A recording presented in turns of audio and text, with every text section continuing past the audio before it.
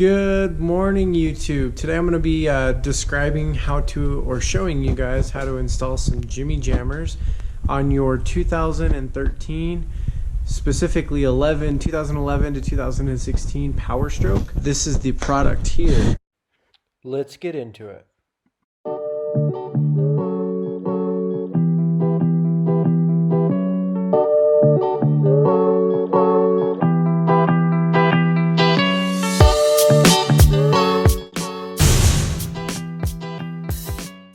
Alright YouTube, so my truck got broken into.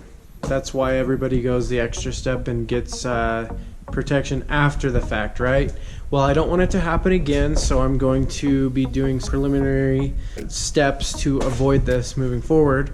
I'm going to be installing these Jimmy Jammers. Now these specifically are for a 2011 to 2016 Power Stroke. If you guys have paid any attention to the Power Strokes over the years, you know that the 1999 through 2016 is actually pretty much identical as far as the exterior of the door goes, door handles, so on and so forth. So these will actually work on those as well, but I'm going to be doing a few steps in addition to kind of prevent anything from happening. So on the driver's side, as you all know, you usually have the door handle that has the hole in it for the key, but that is the point of entry that all the criminals use. You guys here, you can see that they busted right through this in order to basically break into my truck. So what I've done, as you can see, I've ordered this door handle, but for the rear door, and that's going to go in place of the front door. You guys can see this one does not have a keyhole, this one does. So the Jimmy Jammer plates aren't going to work specifically because of that reason. So I'm going to show you, this Jimmy Jammer basically would initially go on the back of this, just like so. And then there is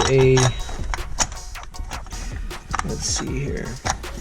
Basically slides over that, the bolt goes here, and then there's a hose clamp that goes on the outside to secure it. Well, that's all fine and dandy, but I'm actually not going to be using, as I just showed you, the keyhole anymore. So if you're going to install it, one of these Jimmy Jammer plates, then it would work just fine if you're going to leave or replace it with a new keyhole. I'm not. So instead, what I'm going to do is I'm going to actually be welding. So what I'm going to be doing, I've got some thin plate of stainless steel here. I'm going to be cutting this out for a small plate to fit on my Jimmy Jammer here. So I'm going to cut it slightly larger than the hole.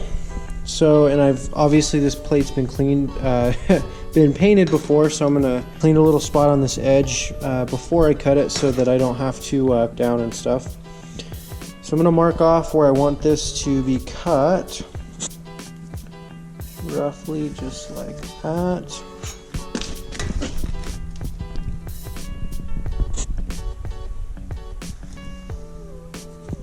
Alright, something like that. I'm going to go ahead and get this cut real quick, and then we'll weld it on this plate. So my square piece is cut out. You can see that it's going to fit pretty well here.